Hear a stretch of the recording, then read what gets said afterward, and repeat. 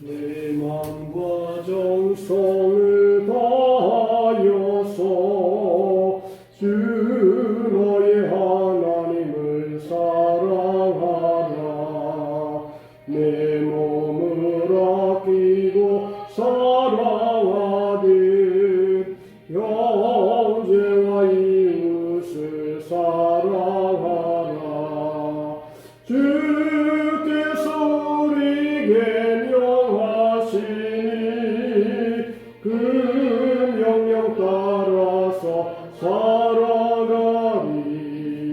널 미워해 치는 원수라도 언제나 너그럽게 사랑하라.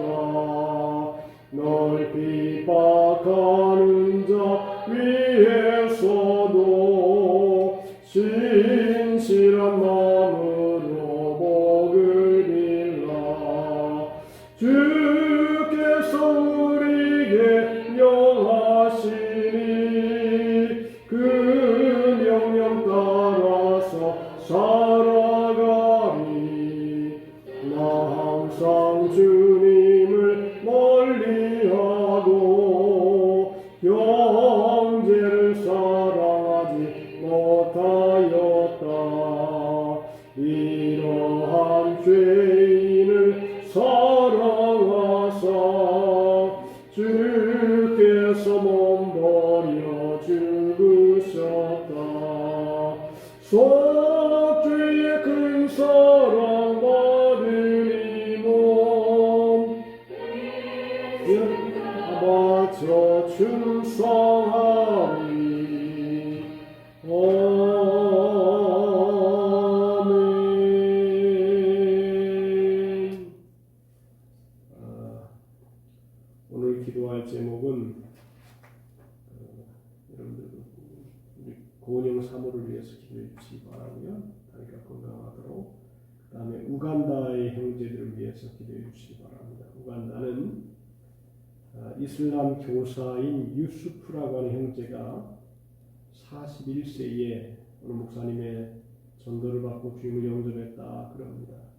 3일 후에 아내가 어린 아이들 데리고 떠났고 남겨진 큰아들 2명과 함께 이 유수프라는 사람이 모스크가 제공했던 집에서 그대로 살고 있었는데 일주일 후에 모스크에서 사람들이 와서 유수프라는 사람을 공격했는데 부상으로 병원에 옮겨진 사람은 유수프는 이틀 만에 죽었다고 합니다. 유수프의 죽음을 본 아들들의 구원을 위해서 기도해달라고 우간다에서 이렇게 기도 제목이 들어왔습니다. 우간다를 위해서, 복음화를 위해서, 성도들의 건강을 위해서 우리 김호중 원사님 입원하고 있습니다. 하나님 치료하시고 우리 합심으로 기도해 주시고 또 조치선 장로님도 강건하도록 기도하십시다. 은혜로우신 하나님 아버지 감사합니다. 오늘 하루의 삶을 주와 동행하는 삶으로 살게 도와주심을 감사하오며 하나님 아버지 특별히 우리 교회 김호진 권사님 병원에 지금 입원하고 있습니다. 주님의 피는 손으로 덮어주시고 성령의 불을 부어주시어서 하나님 그 온몸이 깨끗하고 건강하도록 인도해 주시기를 바랍니다. 김호진 권사님의 몸과 마음과 생각을 성령으로 사로잡아 주시고 축복해 주시고 치료하여 주시기 바라오며 조치선 장로님도 하나님 불쌍히 여기시어서 허리 아픈 부분이 깨끗하게 치료되어서 주의 영광 드러내게 도와주시기 바라오며 하나님의 성령으로 또 인도해 주시사 사모에게 은혜를 주시옵시고 고인 전사에게 영용을 해주시어서 아버지 속히 발이 다 아물어지게 도와주시고 굳게 도와주시옵시고 강건하게 도와주시어서 복되게 살아가며 이슬람의 나라인 우간다를 위해서 기도합니다. 하나님의 은혜를 베풀어 주시옵시고 이 우간다의 예수의 피가 흐르게 도와주시고 유수프의 죽음을 본 아들들이 구원이 되게 도와주시옵시고 하나님의 긍휼과 자비로 우간다를 변화시켜 주시어서 이 나라가 하나님의 쫓아 온전하여 지게로와 주옵소서. 오늘도 말씀으로 함께 하시사 승리하는 하루가 되게 하여 인도해 주시기 바라오며 예수님의 이름으로 기도하옵나이다. 베드로 후서 3장 1절부터 2절까지 봅니다. 베드로 후서 3장 1절과 2절 다 같이 합독합시다. 사랑하는 자들아, 내가 이제 이 둘째 편지를 너희에게 쓰노니 이 두 편지로 너희의 진실한 마음을 일깨워 생각나게 하여 곧 거룩한 선지자들의 예언한 말씀과 주 되신 구주께서 너희의 사도들로 말미암아 명하신 것을 기억하게 하려 하노라. 아멘. 베드로 사도가 편지를 두 번째 쓴 내용에 대한 얘기입니다. 베드로 전서에 이어서 베드로 후서를 두 번째 쓰고 있습니다. 베드로 사도는 사도들을 통해 주신 진리를 잘 이해하기를 원했습니다. 그래서 이 본문에 보니까 사랑하는 자들아, 내가 이제 이 둘째 편지를 너희에게 쓰노니 이 두 편지로 너희의 진실한 마음을 일깨워 생각나게 하여 그랬습니다. 여기 보니까 진실한 마음이 중요하죠. 참된 마음, 거짓이 없고 바른 마음을 가리켜서 진실한 마음이라 그럽니다. 참되고 바르다는 말도 사람에 따라서 많은 차이가 있을 수가 있는데 올바른 마음을 가진 사람이 말하는 참되고 바른 것과 마음 자체가 세속에 물들어져서 악해진 상태에 있는 사람이 말하는 참되고 바른 것은 똑같은 참되고 바른 것이지만 차이가 있을 수가 있다라고 하는 것입니다.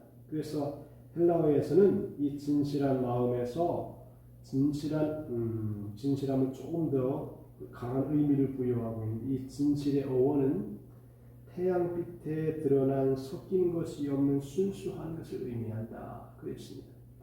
참 순수하다는 게 정말 소중하지요.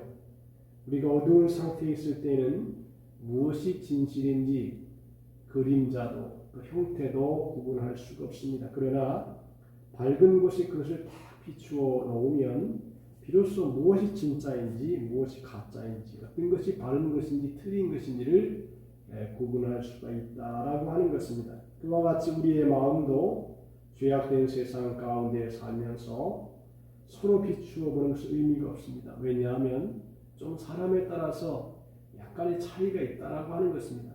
그러나 빛 대신 우리 주님 앞에 나아가면 예수님의 말씀을 비추어 볼 때에 진실을 구분할 수가 있다는 것입니다. 교회에서 이런 정직한 마음을 가지고 있다면 진리는 왜곡되고 바른 신앙을 가지지 못하게 되어 있습니다. 환경 때문에, 또 어려움 때문에, 헛된 욕망 때문에, 잘못된 교육이나 경험 때문에 삐뚤어진 우리의 마음을 정직하게 만드는 것이 참 중요하다. 햇빛이 딱 비추면 어둠이 다 드러나서 참과 거짓 그리고 올바른 것을 나타내는 것처럼 진실하게 생각해라. 진실되게 하라라고 하는 그러면서 너희의 진실한 마음을 일깨워 생각나게 하여 그랬습니다. 삐뚤어진 마음을 버리고 정직한 마음을 가져야 되는데 그러기 위해서는 일깨워서 생각나게 해야 된다는 것입니다. 일깨우다라고 하는 말은 눈을 뜨게 하다, 자극을 주다 그런 말이거든요.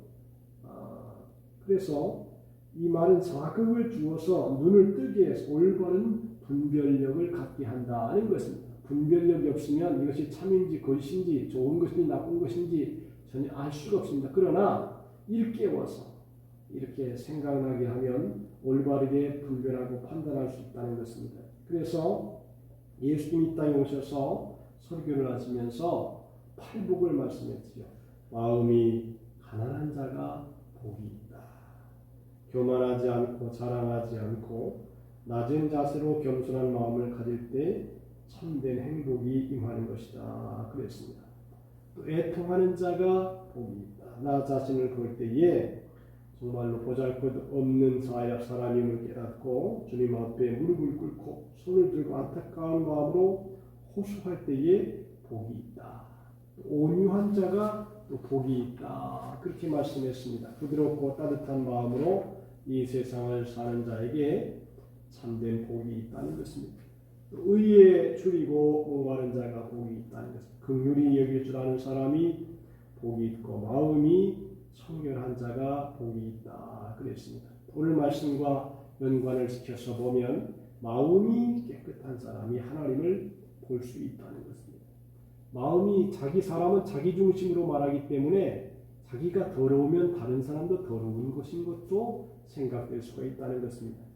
우리의 마음이 정직하고 청결한 마음이 될 때 우리는 하나님을 발견할 수 있는 마음이 되고 진리를 발견할 수 있는 마음이 된다는 것입니다.